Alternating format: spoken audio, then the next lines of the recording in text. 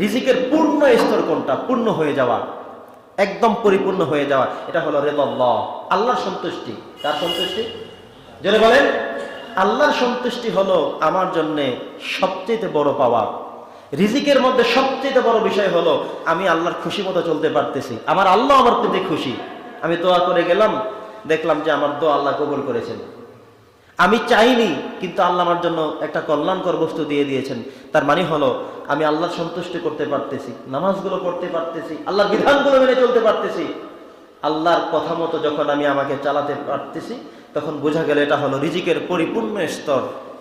আমি পূর্ণ হয়ে গেলাম। আমার রব, আমার সৃষ্টিকর্তা, আমার আল্লাহ আমার রিজিকের সম্পূর্ণ পরিপূর্ণ করে দিয়েছেন। সুবহানাল্লাহ বলেন।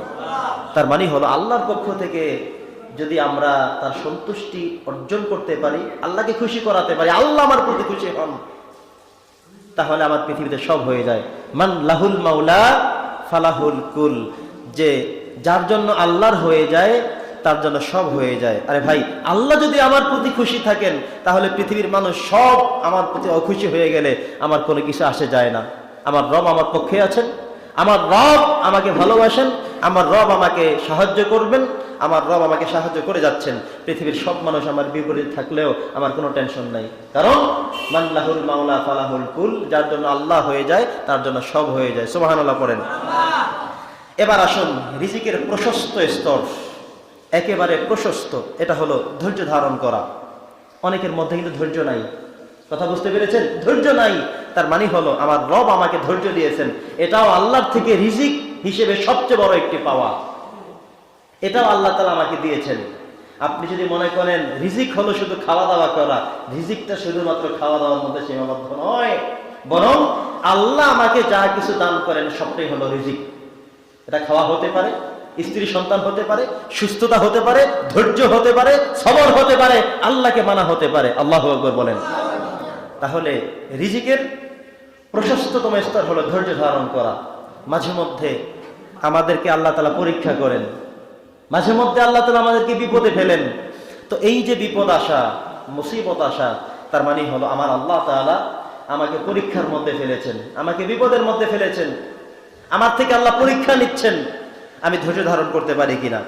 আমি যদি একজন ভালো মানুষ হয়ে থাকি, আমাকে আল্লাহ তাআলা আরো বেশি পরীক্ষা নেবেন, যেভাবে পরীক্ষা নিয়েছেন সব নবী রাসূলদেরকে। আল্লাহর রাসূলকে তো আল্লাহ তাআলা বেশি ভালোবেসেছেন, যাকে হাবিবুল্লাহ উপাধি দেওয়া হয়েছিল, ইব্রাহিম নবীকে খলিলুল্লাহ উপাধি দেওয়া হয়েছিল, তাদেরকে পরীক্ষা করেন নাই? করেছেন। বিপদ দিয়েছেন, মুসিবত দিয়েছেন, বিপদের উপরে বিপদ, বিপদের পরে বিপদ। বিপদ দেওয়ার মানে হলো এটা না যে আল্লাহ আমাকে ভালোবাসেন না, বিপদ দেওয়ার মানে এটা না যে আল্লাহ আমাকে পছন্দ করেন না, এটা না, বরং আল্লাহ আমাকে ভালোবেসেও বিপদ দেন, আমার অন্যায়ের কারণেও বিপদ দেন, আমার দোষের কারণেও বিপদ দেন। ইমানদাররা কোনটা ধরে নিবে?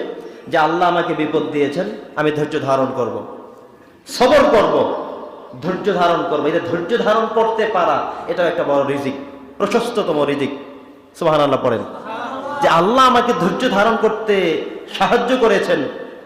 অনেকে সামান্য কিছু হইলেই খুব রেগে যায়, সামান্য কিছু হইলেই অসহ্য হয়ে যায়, ধৈর্য ধরতে পারে না, থামতে পারে না, জবাব না দিয়ে পারে না। তো এই সময়গুলোতে দেখা যায় যে যেই ব্যক্তি ধৈর্য ধারণ করতে পারবে, সেটা হলো রিজিকের প্রশস্ততম স্তর। যে আল্লাহ তাআলা আমাকে ধৈর্য ধারণ করার তৌফিক দিয়েছেন, আমি ধৈর্য ধারণ করতে পারতেছি, এটাও কিন্তু রিজিকের বড় একটি স্তর। কথা বুঝতে পেরেছেন? আরেকটা হলো রিজিকের কল্যাণকর স্তর। এটা হলো আল্লাহ আমাকে আকল দিয়েছেন, জ্ঞান দিয়েছেন, বুদ্ধি দিয়েছেন, হিকমত দিয়েছেন। আমি আমার আকল, জ্ঞান, বুদ্ধি, হিকমত সবকিছু দিয়ে চলতে পারতেছি, এটাও হলো রিজিকের কল্যাণকর স্তর। কল্যাণ বুঝেন? কল্যাণ ভালো মন্দ, ভালোর জন্য আল্লাহ তাআলা আমাকে করেছেন। তার মানে হলো কল্যাণকর স্তর হলো আল্লাহ আমাকে যে জ্ঞান দিয়েছেন, বিবেক দিয়েছেন, আকল দিয়েছেন, বুদ্ধি দিয়েছেন, প্রজ্ঞা দিয়েছেন, এটা নিয়ে আমি আমার মস্তিষ্কে, ব্রেনে, মগজে, আকলে ধারণ করে আমি চলতে পারতেছি, এটা হলো রিজিকের কল্যাণকর একটি স্তর।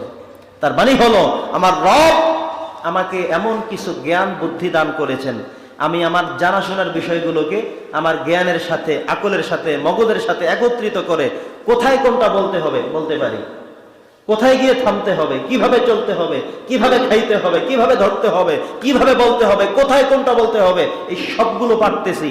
তার মানে হলো এটা হলো রিজিকের কল্যাণ করে স্তর। সুবহানাল্লাহ।